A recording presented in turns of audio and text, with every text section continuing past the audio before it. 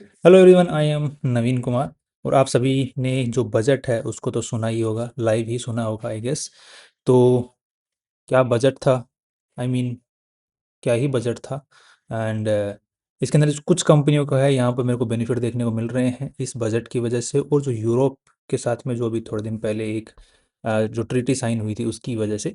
तो ये 5 कंपनियाँ मैंने यहाँ पे सेलेक्ट की हैं, जिनके अंदर में आज के दिन जो है अच्छी वैल्यू भी नज़र आ रही है, पी रेशियो भी है अच्छा खासा है, पीबी रेशियो भी जो काफ़ी टाइम का जो लो है उसके पास में एवरेज जो है उसके आसपास में चल रहा है।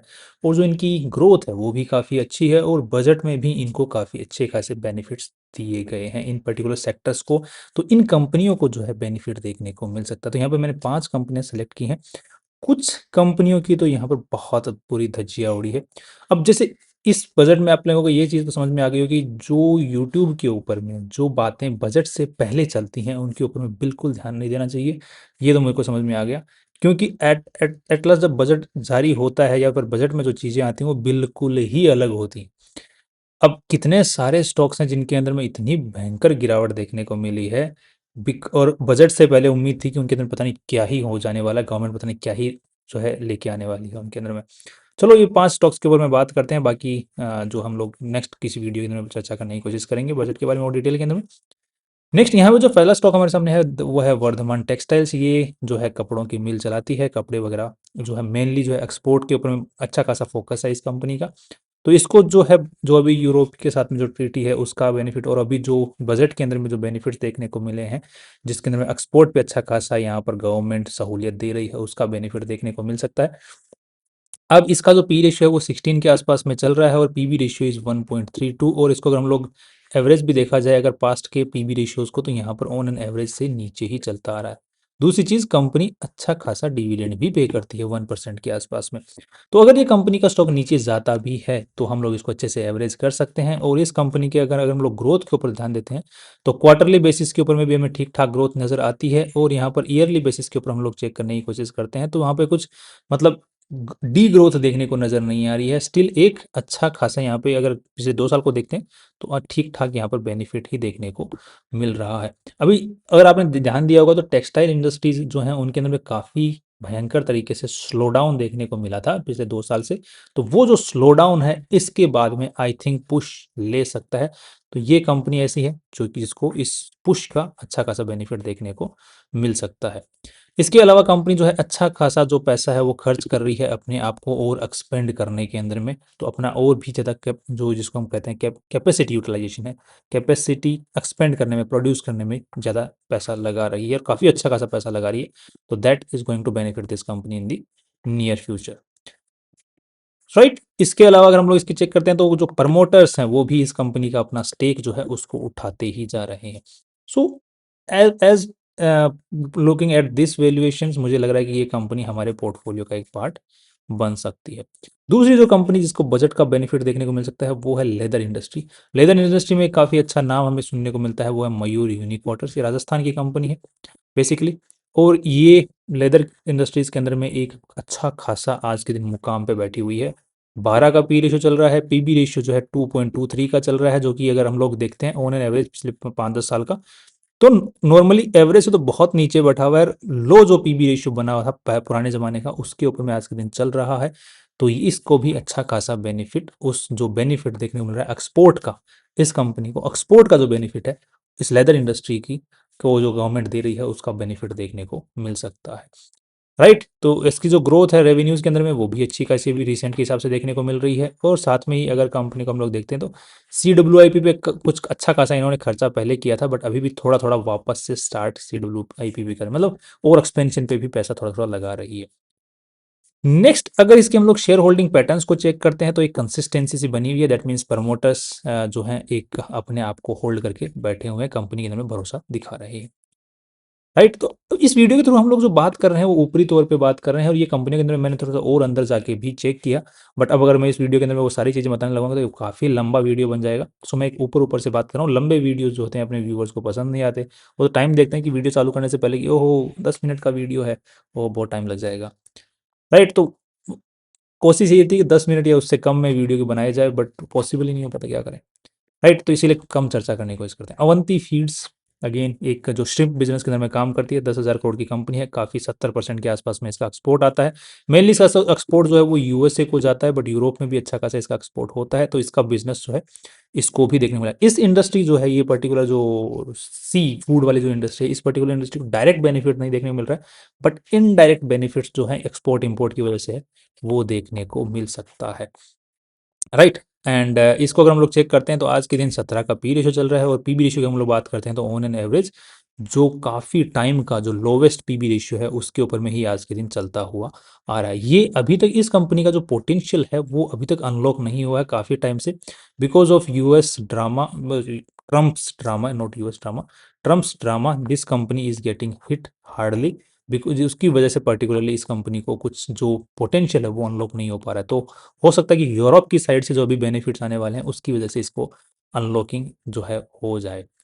और अगर नहीं भी होता है, अभी नियर टर्म के अंदर में नहीं भी होता है, तो अच्छे खासे वैल्यूएशन पे ये कंपनी आज के दिन, मतलब ठीक ठाक बेटर वैल्यूएशन पे ये कंपनी अवेलेबल है स्टिल, राइट। तो अगर नीचे जाती है तो एक अच्छी स्टेब्लिश्ड कंपनी है, तो इसको एवरेज भी करने में कोई दिक्कत नहीं होने वाली है, राइट। इसके अलावा अगर हम लोग चेक करते हैं तो कंपनी कैपिटल वर्किंग प्रोग्रेस पे अच्छा खासा ध्यान दे रही है, और साथ में इन्वेस्टमेंट्स भी अच्छे खासे कर रखे हैं, और जो प्रमोटर्स हैं वो भी इसमें कॉन्फिडेंट है। उनके जो पिछले काफ़ी सालों का अगर देखते हैं, पिछले 2-3 साल का, तो यहाँ पर कुछ ज़्यादा खास इफेक्ट देखने को नहीं मिल रहा है। दो यहाँ पर इफेक्ट देखने को मिला है, प्रमोटर्स ने अपना स्टेक थोड़ा बहुत सेल किया है, एंड एफ ने वापस से रिसेंट के हिसाब से देखा जाए तो इंटरेस्ट लेना चालू किया है, और डी ने भी कुछ थोड़ा नॉर्मल इंटरेस्ट लेने को देखने को मिल रहा है यहाँ पर। जो पब्लिक के पास में अगर देखा जाए तो ओवरऑल अगर पब्लिक के पास में देखा जाए पिछले 3 क्वार्टर से, तो पब्लिक से जो शेयर होल्डिंग है वो गई है, मतलब वापस से पब्लिक से खींचना चालू कर दिया है।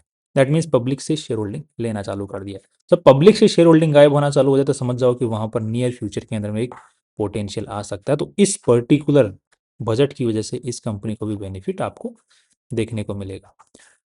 Next is Anantraj, right. ये कंपनी हम लोग सब जानते हैं कि एक बिल्डर है, राइट, बट ये अभी जो अपने आप को पिवट कर रहा है साथ में, वो डेटा सेंटर्स के अंदर में कर रहा है, और आज के दिन जो वैल्यूएशन देखने को मिल रही है वो लगभग 20,000 करोड़ रुपए की इस पूरी कंपनी की वैल्यू है। ये ऑलरेडी जो बिल्डर्स का जो काम कर रहे हैं उससे अच्छा खासा बेनिफिट कमा रहे हैं, मतलब पैसा कमा रहे हैं, और साथ में डेटा सेंटर्स को है वो फ्यूचरिस्टिक रेवेन्यू आने की जो उम्मीद है इस कंपनी से, उसकी वजह से अभी तक तो रेवेन्यू कुछ खास दिखने नहीं लगा है, बट आने वाले टाइम में दिखने को मिल सकता है।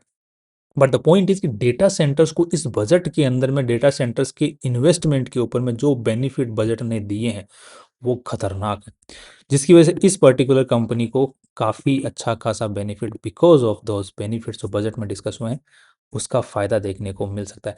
इस कंपनी को भी देखने को मिल सकता है। इसके साथ में आप एक कंपनी का और नाम ले सकते हैं, दैट इज नेटवेब, राइट। अनंत आज की हम लोग पहले बात करें, फिर नेटवेब की बात कर लेते हैं। तो आज के दिन 37 का पी रेशियो चल रहा है, और PB ratio is 4 and half का, जो कि पिछले 2 साल के आसपास में देखा जाए, यहाँ पे जुलाई 2024, तो ये देख रहे हो 4 के आसपास का इसका पीबी रेशियो है, उसके लोवेस्ट पे बैठा है, बट एवरेज से ये ऊपर है, बिकॉज ये जो कंपनियां जो फ्यूचरिस्टिक होती हैं उनका यूजुअली वो प्रीमियम पे ही चलती हैं। जो फ्यूचरिस्टिक कंपनियां होती हैं जिनके अंदर में पोटेंशियल बहुत भयंकर नजर आता है, वो यूजुअली हमें जो है प्रीमियम पे ही चलती हुई दिखती हैं। इसी वजह से अनंतराज भी है, प्रीमियम के ऊपर में ही चलता हुआ नजर आ रहा है।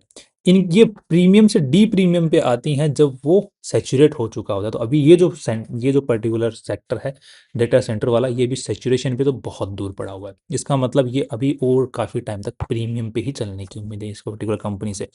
तो ये अगर इसका revenues and net profits catch up कर लेते हैं इसके पी और पीबी रेशियो को, तो ये और ऊपर भाग जाएगा, उसका पी और पीबी रेशियो और ऊपर की तरफ में शिफ्ट हो जाए, मतलब प्राइसेस और ऊपर की तरफ में शिफ्ट हो जाते हैं। इसको कहते हैं प्रीमियम पे ही चलती है स्टॉक, राइट। एंड जब सेचुरेशन आ जाता है किसी सेक्टर के अंदर में, तो फिर वो प्रीमियम से नीचे आ जाते हैं, फिर वो उस लेवल पे जो उसने पास में ट्रैक रिकॉर्ड बनाया है उस लेवल के आसपास में चलना शुरू कर देते हैं। जैसे हमने पुरानी कंपनियों में देखा, जैसे क्लॉथ इंडस्ट्री में देख लो, लेदर इंडस्ट्री में देख लो, या फिर जो मतलब जिनका फ्यूचर जो है ऑन एन एवरेज स्टेबल सा नजर आता है, उनके हिसाब से फिर चलना शुरू कर देते हैं।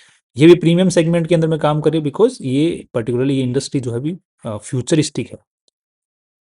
नेक्स्ट अगर इसका हम लोग शेयर होल्डिंग पैटर्न को देखते हैं तो यहाँ पर जरूर नेगेटिविटी नजर आ रही है, दैट इज द प्रमोटर्स का स्टेक। प्रमोटर्स ने अभी रिसेंटली अपना स्टेक बेचा है अच्छा खासा, और उसका जो है इफेक्ट यहाँ पर जो पब्लिक का जो शेयर होल्डिंग है उस पर नजर आ रहा है।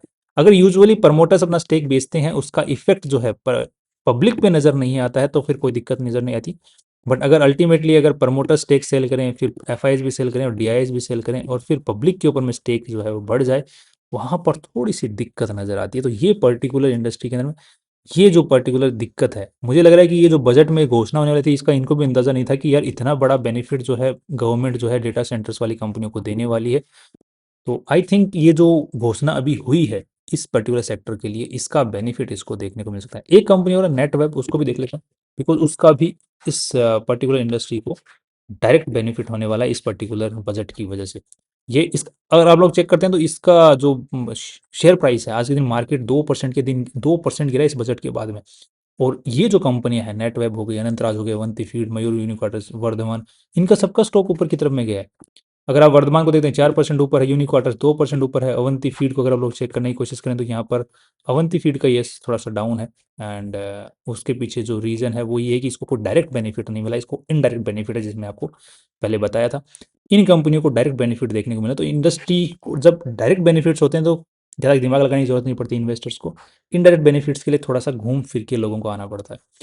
तो वो आएंगे, बट अभी थोड़ा इवेल्युएशन होगा कि किस तरीके से इस कंपनियों को इनडायरेक्ट बेनिफिट देखने मिलेगा, तब इनका बाइंग स्टार्ट होगी इन्वेस्टर्स द्वारा। नेटवेब के अंदर में डायरेक्ट बेनिफिट्स हैं, बट इसकी जो वैल्यूएशन है ऑलरेडी 105 के पी रेशियो पे, और जो पी बी रेशियो वो 32 पे चल रही है। बट इसकी जो ग्रोथ है रेवेन्यूज़ के अंदर में वो बहुत ही भयंकर है। किस तरीके से, अगर हम लोग प्रॉफिट एंड लॉस स्टेटमेंट को चेक करते हैं तो यहाँ पे 2024 में 700 करोड़ का था रेवेन्यू। फिर टीटीएम बेसिस पे भी चेक करने के 1.5 साल बाद में ही, 2024 से 1.5 साल बाद में ही देखा जाए तो 1800-1900 करोड़, तो जो कि डबल से भी ज़्यादा है, 2.5 गुना है, डबल से भी ज़्यादा है। तो दैट इज़ द फ़र्क यहाँ, राइट। और नेट प्रॉफिट का अंदर चेक करने की कोशिश करें तो नेट प्रॉफिट भी ज़्यादा है, 2.5 गुना के आसपास में। दैट मीन्स कि अगर यही ग्रोथ कंटिन्यू रहती है आने वाले टाइम के अंदर में इस कंपनी के अंदर में, तो आफ्टर 2 ईयर्स, 2 साल बाद में ही इसका जो अर्निंग होगी, वो अर्निंग वो लगभग आप मान के चलो कि 350 से 400 करोड़ के आसपास में हो रही होगी 2 साल बाद में, राइट। तो 400 करोड़ के आसपास में अगर देखा जाए तो यहाँ पर आपको देखने को मिलेगा 400 करोड़ से जो पी रेशियो है वो अल्टीमेटली जो है अच्छा खासा शिफ्ट हो जाएगा नीचे। पी रेशियो जो है वो 50 के आसपास में, 47-50 के आसपास में शिफ्ट हो जाएगा with in the 2 years. Again मैंने कहा कि ये जो सेक्टर है वो फ्यूचरिस्टिक है, तो ये प्रीमियम पे चलती हैं ये कंपनियां, इसीलिए ये कंपनी जो है प्रीमियम पे चल रही है। तो इसको भी आप देख पा रहे हैं, स्टॉक प्राइस पे मार्केट 2% गिरा है, स्टिल ये कंपनियां 5-5% ऊपर है। नेक्स्ट जो कंपनी जिसको भी डायरेक्ट बेनिफिट देखने को मिल सकता है वो सॉफ्टवेयर इंडस्ट्री, जो कि जो कंपनियां जो एक्सपोर्ट देती हैं अपनी सर्विसेज, वो भी आईटी इंडस्ट्रीज के अंदर में, उनको बेनिफिट है। दैट इज जैसे विप्रो हो गया, टीसीएस हो गया, इनको तो इनको भी जो है प्राइस को देख रहे हैं आप 2-3% ऊपर की तरफ में ही है आज के दिन। और इनका जो पी रेशियो है अगेन 19 का, और पी बी रेशियो 3 का, जिसको हम लोग पास्ट के पी बी रेशियो को चेक करते हैं तो यहाँ पर लोवेस्ट पे ही देखने को मिल रहा है। दैट मीन्स कि ये भी लो पे बैठी हुई है। इसका जो डायरेक्ट बेनिफिट है गवर्नमेंट की अभी जो बजट की वजह से इनको देखने को मिल सकता है, राइट। अब विप्रो को तो हम लोग सब जानते हैं, इसमें तो डिटेल में जाने की जरूरत ही नहीं है, काफ़ी इस्टेब्लिश्ड कंपनी है अपने आप में। तो अब हमारे पास में टोटल मिला के 6 कंपनियां हो गई हैं। आप चाहें तो इन 2 कंपनियों जैसे अनंतराज और नेटवेब में से किसी एक को चूज कर सकते हैं, आप आपकी मर्जी के हिसाब से। बाकी आप अपने पोर्टफोलियो का लगभग 20% के आसपास में पैसा इन 5 कंपनियों में लगा करके छोड़ सकते हैं, 20 to 25% के आसपास में।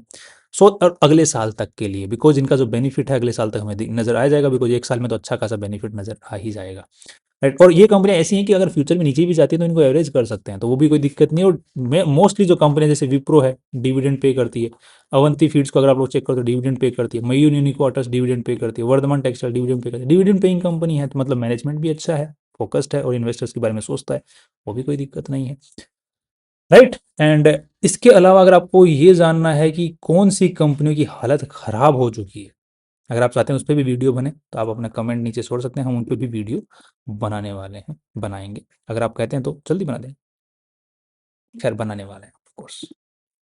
Finally see you tomorrow.